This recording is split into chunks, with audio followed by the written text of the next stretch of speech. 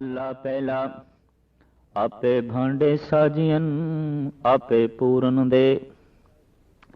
एक ने दुध समाइए एक चुल्ले रैन चढ़े। एक ने हाली पै सवन एक ऊपर रैन खड़े। तिना सवारे नानका जिनको नदर करे मल्ला दूजा। आपे साजे करे आप जाय भी रखे आप। तिस विच जंतु पाए के देखे थाप थाप। किसनू कहिए नानका सब किछ आपे आप पौड़ी। वडे कियां वडियाइयां किछ कहना कहन न जाए। सो करता कादर करीम दे जी आरजक समाए। साई कार कमावणी दुर छोड़ी तिन्ने पाए। नानक एक ही बाहरी और दूजी नाही जाए। सो करे जे तिसे रजाए सो करे जे तिसे रजाए। सुध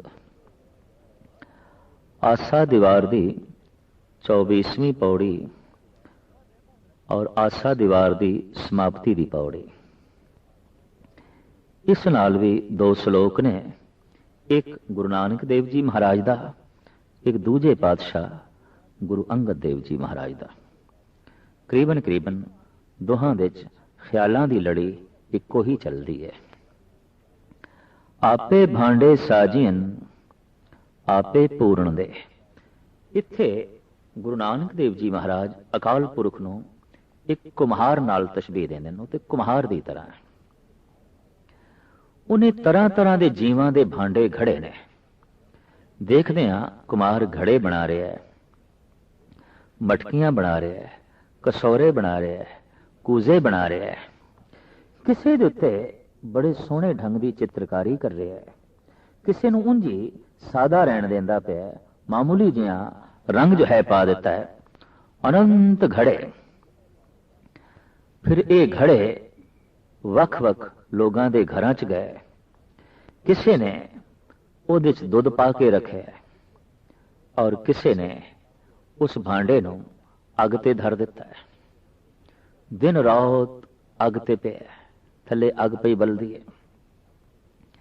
इसनूं कबीर अपने ढंग नाल कहंदे, काहू में मोती मुक्ताहल काहू ब्याद लगाई। कुमारे एक जो माटी गूंदी बहुबिद बानी लाई। काहू में मोती मुक्ताहल काहू ब्याद लगाई।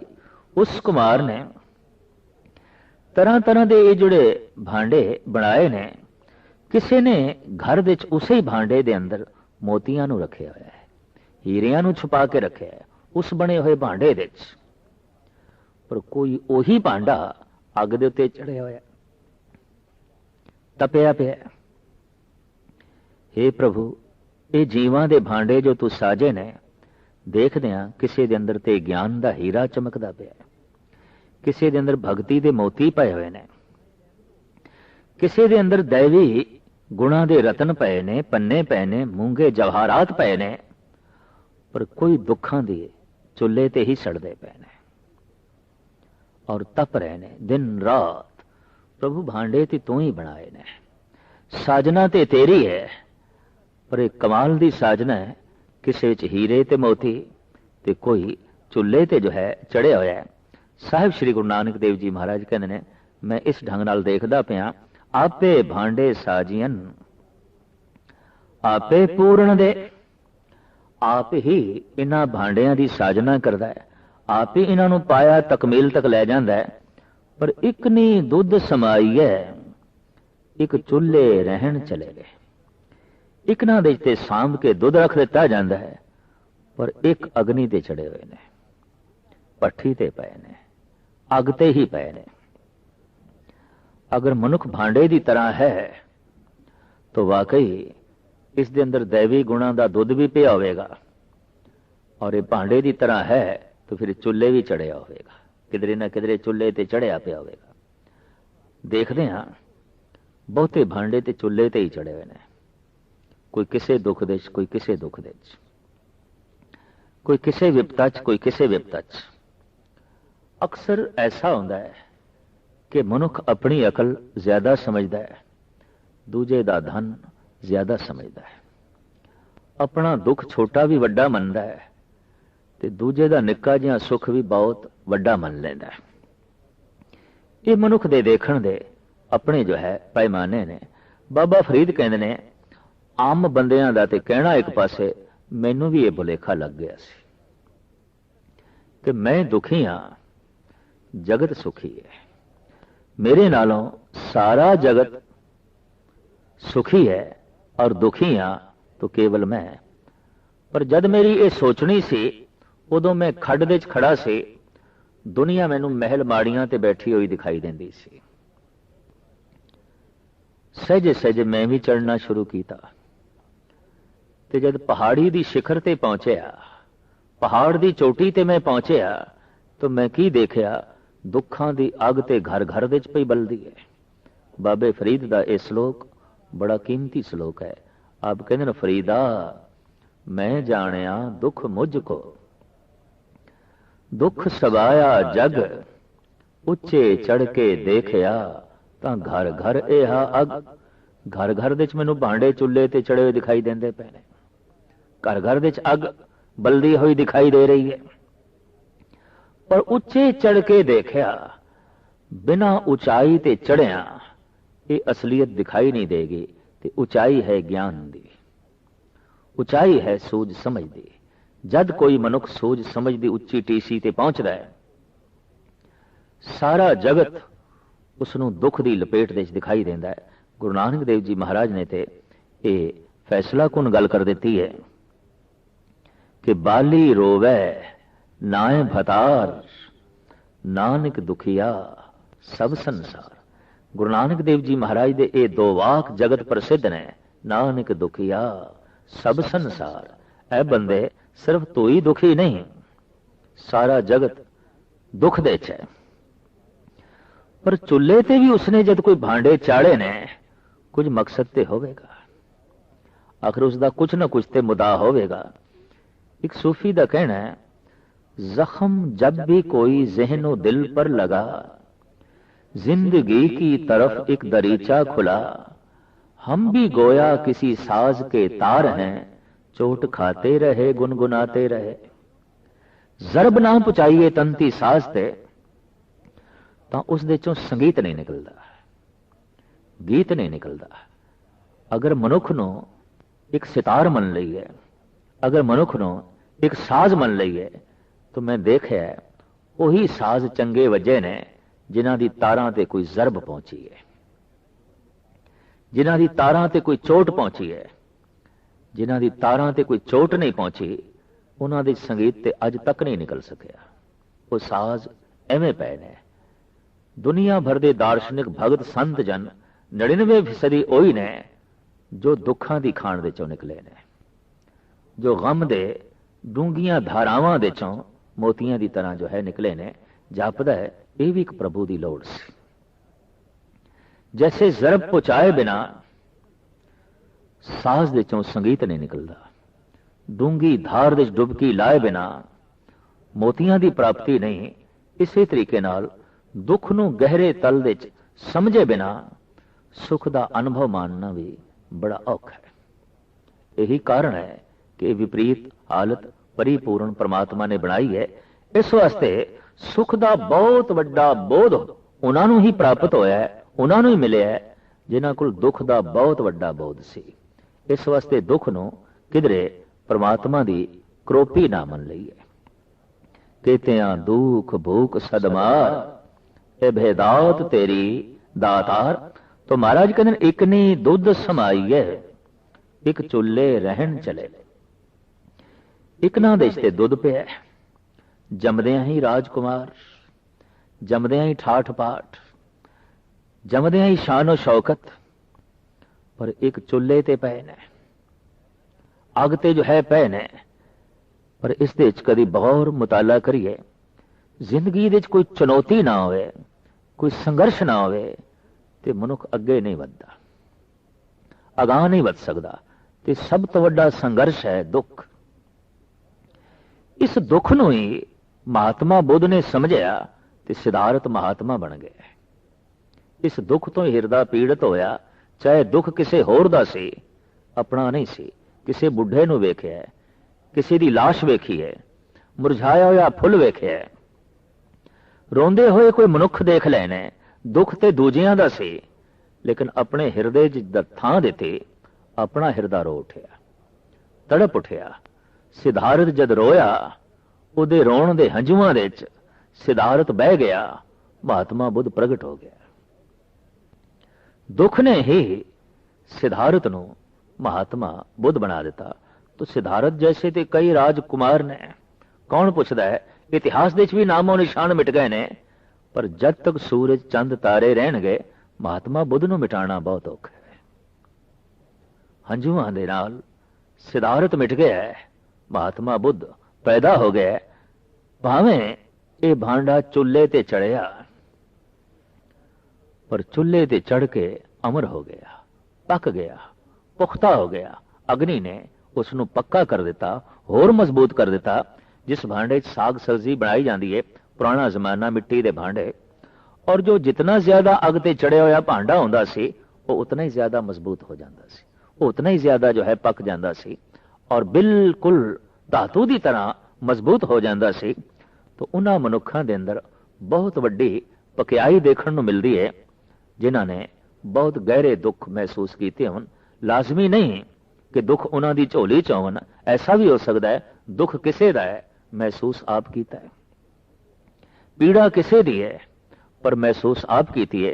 ते जब महसूस आप कीती है तो आप ते चुल्हे ते बैठ गया, आप ते जो है तड़पे है।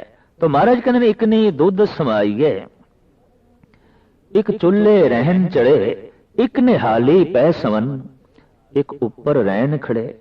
कमाल दी गल है महाराज, मैं देखना एक ते सोहणे बिस्तर ते सुत्ते पए ने, एक उन्हां दी रखवाली करन लई चौकीदार बाहर खड़े ने।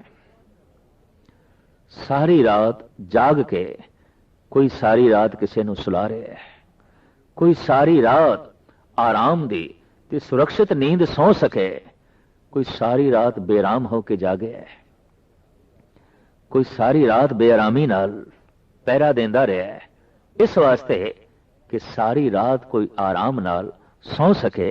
महाराज कहते मैं हैरान हाँ, कईयां दा आराम कईयां दी बेआरामी ते खड़ा है। इस वास्ते जो आराम दे च है, वो किधरे बहुत अपने आप नूं वड्डा ना समझ लवे, ओदी सुरक्षा ते उसदा बहुत वड्डा आराम किसी दी बेआरामी ते खड़े है। एक मोरी दी इट है, थल्ले दी इट है, एक उपर दी इट है, छत दी दीवार दी उपर दी इट सब तो उच्ची दी इट अगर ऐसा मान करे, ऐ इट तू सब तो थल्ले, मैं सब तो उपर, इस वास्ते मैं वड्डी हाँ, तू छोटी है, तू तो बिल्कुल थल्ले पई है जमीन ते, ऐ मैनू देख, मैं आसमान तक पहुंच गई हाँ, मैं बुलंदियां नू छू लिया, उचाइयां नू छू लिया। पर हकीकत यह है कि कोई इट थल्ले ना होवे तो कोई इट ऊपर भी नहीं जा सकती। कईयां दा बहुत उच्चा उठना महज इस वास्ते है कि कुछ थल्ले ने। कोई इट्टा थल्ले रहन नूं अगर राजी नहीं तो कतई कोई इट्टा ऊपर रह ही नहीं सकते। ये प्रभु दी एक लीला कि इट्टा कुछ थल्ले भी चाहिए ने, तां ही इट्टा कुछ ऊपर रह सकदियां। कुछ एक दो मनुख बेआराम दे विच भी चाहिए ने, तां ही एक दो आराम कर सकणगे। इस तरह की लीला, इस तरह का खेल। महाराज कहते मैं खेल देख के हैरान हाँ कि एक आराम नाल सौ रहे ने ते एक सारी रात बेआरामी नाल खड़े होके उन्हां दे पैरा पै देंदे ने। एक निहाली पै सवन, एक उपर रहन खड़े, तिना सवारे नानका जिनको नदर करे। जिन्हां ते अपनी बख्शिश करदा है, उन्हां नूं अध्यात्मक गुणां नाल शिंगार देंदा है, संवार देंदा है। सब तो वड्डा शिंगार है अध्यात्मक गुण, अध्यात्मक जेवर, रब्बी गुणा दे जेवर जिसने पहन लेने, उस तो वड्डी सुंदरता जगत विच कोई होर है नहीं। वो सब तो वड्डा सवरिया होया मनुख है। दूजा श्लोक दूजे पातशाह गुरु अंगद देव जी महाराज दा आपे साजे करे आप जाई भी रखे आप।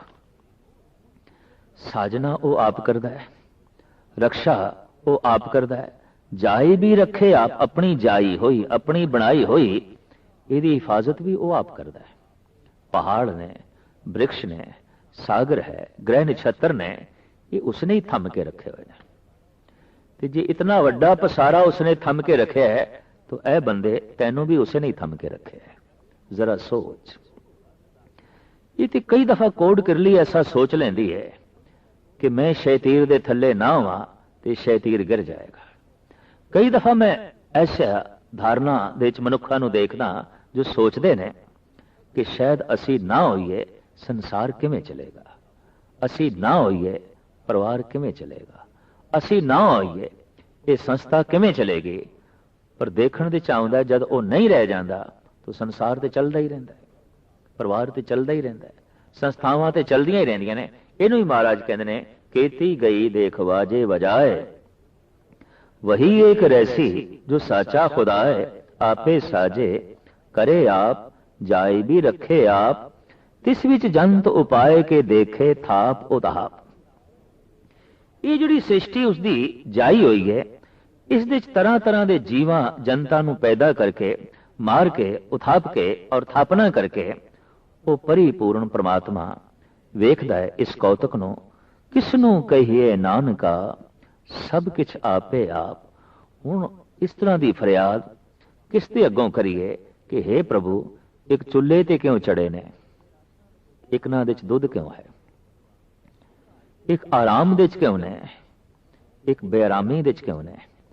महाराज कहते ने जद सारी साजना उसदी, सारी बनतर उसदी, तां किसनूं कहिए नानका, सब किछ आपे आप। जद आप ही वो आप है जो चुल्हे ते चढ़े है, ਉਹਦੇ ਵਿੱਚ भी वो आप है, और जिहदे च दुध पिया है ਉਹਦੇ च भी आप है। जो बेराम होके खड़ा है ਉਹਦੇ च भी वो आप बैठा है, जो आराम नाल सुत्ता होया है उसदे विच भी वो आप बैठा है। तो जिस दिन ऐसा प्रतीत हो जाए, महसूस हो जाए, कम से कम उस मनुख दे गिले जेड़े मुक जांदे ने। किसनूं कहिए नानका, सब किछ आपे आप पौड़ी। वडे कीआं वडियाइयां किछ कहना कहण न जाए। प्रभु बहुत वड्डा है, बहुत वड्डा है। किस करके वड्डा है? वडियाइयां करके वड्डा है, गुणा करके वड्डा है। पर उसदियां वडियाइयां कहण दे च नहीं आउंदियां। पूर्ण तौर ते उसनूं बयान करना बड़ा कठिन है, बहुत औखा है। वडे कीआं वडियाइयां किछ कहना कहण न जाए। कुरान शरीफ ने अपने ढंग नाल उसदियां वडियाइयां नूं बयान कीता है। गीता ने अपने ढंग नाल उसदे गुण जगत दे सामने रखे ने। इसी तरीके नाल असीं देखदे हां धम्मपद है, बाइबल है, वो अपने ढंग नाल प्रभु दे गुणां दा उचारण करदे ने। गुरु ग्रंथ साहिब जी महाराज दी महान ये बाणी जिस विच बैठे अनंत भगत ये वख वख ढंग नाल प्रभु दे गीत गा रहे ने, ਉਹਦੇ गुणां दा उचारण कर रहे ने। और गुणां दा बार बार उचारण करना महज इस वास्ते है कि किसी तरीके नाल मनुख दे उत्ते गुणां दा प्रभाव पै जाए। जिस दिन गुणां दा प्रभाव पैंदा है उस दिन मनुख दे अंदर अदब भी पैदा हो जाता है, सत्कार भी पैदा हो जाता है। बस गुणां नूं बार बार रिपीट करना, दोहराना इस वास्ते है कि गुणां दा मनुख दे उत्ते प्रभाव पै जाए और मनुख जीवे ईश्वरी प्रभाव हेठ। सुन वड्डा आखे सब कोए, केवड़ वड्डा डीठा होए। बहुत वड्डा है, बहुत वड्डा है। लोग सुन के ऐसा कह रहे हैं, पर किन्ना क वड्डा है अगर देखिया होवे ते आखण। अज तक उसकी पूरी दी पूरी वडियाई देखण दे च नहीं आई। देखण तो मुराद यह है कि पूरे दा पूरा दृष्टि दे च नहीं आया, पूरे दा पूरा जबान ते नहीं आ सकिया। सुन सुन के लोगों ने वड्डा उसनूं जरूर आख्या है और वड्डा उसनूं जरूर अनुभव किया है, पर उहदे उरार पार दा नहीं पता चलिया। तो महाराज कहंदे ने वडे कीआं वडियाइयां किछ कहना कहण न जाए, सो करता कादर करीम दे जियां रिजिक समाए। वो जगत दा करता है, कुदरत दे च रमिया होया है, करीम बख्शिंद है, ਦੇ ਜੀਆਂ ਰਿਜਕ ਸਮਾਏ, ਤੇ ਸਾਰੇ ਜੀਵਾਂ ਨੂੰ ਰੋਜ਼ੀ ਦੇਣ ਵਾਲਾ ਹੈ। ਗੁਰੂ ਗੋਬਿੰਦ ਸਿੰਘ ਜੀ ਮਹਾਰਾਜ ਕਹਿੰਦੇ ਨੇ, ਰਾਜ਼ਕ ਰਹਿੰਦ ਹੈ ਕਿ ਰੋਜ਼ੀ ਦੇਹਿੰਦ ਹੈ। ਨਿਰਾ ਤੂੰ ਜੀਵਨ ਹੀ ਨਹੀਂ ਦਿੱਤਾ, ਨਿਰਾ ਤੂੰ ਪਰਿਵਾਰ ਹੀ ਨਹੀਂ ਦਿੱਤਾ, ਨਿਰੇ ਤੂੰ ਮਿੱਤਰ ਤੇ ਧਨ ਸੰਪਦਾ ਹੀ ਨਹੀਂ ਦਿੱਤੀ। हे ਪ੍ਰਭੂ, ਸੱਚ ਇਹ ਹੈ ਕਿ ਰੋਜ਼ੀ ਦੇਹਿੰਦ ਵੀ ਤੂੰ ਹੀ ਹੈ, ਰਾਜ਼ਕ ਰਹਿੰਦ ਵੀ ਤੂੰ ਹੀ ਹੈ। तो महाराज कहते हैं वख वख जीवां नूं रोजी भी तू आप ही दे रहे हैं। ईरान के प्रसिद्ध सूफी फकीर जनाब शेख सादी साहब कहते ने, गमे रोजी मखुर मजन और के दफ्तर रा के पेशे अस्तिफल एजद कल कुनद पस्ताने मादर रा। होर कोई गम करना है ते कर ले, पर रोजी दा गम ना करें, रिज़्क दा गम ना करें। क्यों? गमे रोजी मखुर मजन और के दफ्तर रा के पेशे अस्तिफल एजद कल कुनद पस्ताने मादर रा। बच्चे दा जन्म बाद दे है, तिफल दा जन्म बाद दे है, मां दे अस्त्रणा दे दुध पहले है। तो इत्थों क्यों नहीं प्रेरणा लेंदा कि रिज़्क पहले है, जनक बाद दे है। आया तू जगत दे बाद दे है, पर तेरी रोजी पहले आ गई है। इसनू सतगुरु कहंदे ने, पहले देते रिज़क संभाहा पाछे देते जंतु बाहा।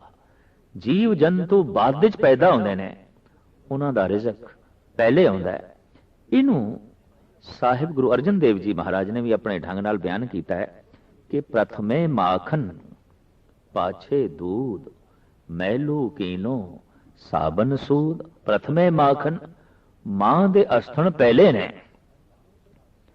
दुध बाद दे है। बच्चे दा जन्म बाद दे है, ओदी रोजी पहली है। एक बच्चे दे उत्ते ये जो नियम लागू है, वड्डे ते जवान ते पशु पक्षियां ते परिंद चरिंद ते बनस्पति ते सब कुछ ते ये नियम लागू है। उन्हां दी होंद बाद विच प्रगट होई है, रोजी पहले आई है। ते जद कोई रोजी दी चिंता करदा है, दरअसल खामखा दिल दिमाग दे उत्ते बोझ सहेड़दा है। सिर सिर रिज़क संभाहे ठाकर काहे मन भव करया। भगत धन्ना जी ते इत्थे तक कहंदे ने, पाखाण कीट गुपत होए रहता तांचो मार्ग नाही कहे धन्ना पूरन ताहू को मत रे जिए डराई। ऐ जी भुल के भी डरी ना, पत्थर दे अंदर कीड़ा है, बाहर आण दा कोई द्वार भी नहीं, पर उन्होंने अंदर ही रिज़क दई जांदा है। ते जिसनों ऐसी थां ते रिज़क देंदा होवे, वो तैनू रिज़क नहीं देवेगा। तू ऐसा क्यों सोचदा है, तू ऐसा क्यों विचार करदा है? सो करता कादर करीम दे जियां रिज़क समाए, साई कार कमावणी दुर छोड़ी तिन्ने पाए। मनुख आखिर ओही कार कमावदा है जो पूर्वले संस्कारां दे मुताबिक इस दे मस्तक ते लिखी आउंदी है।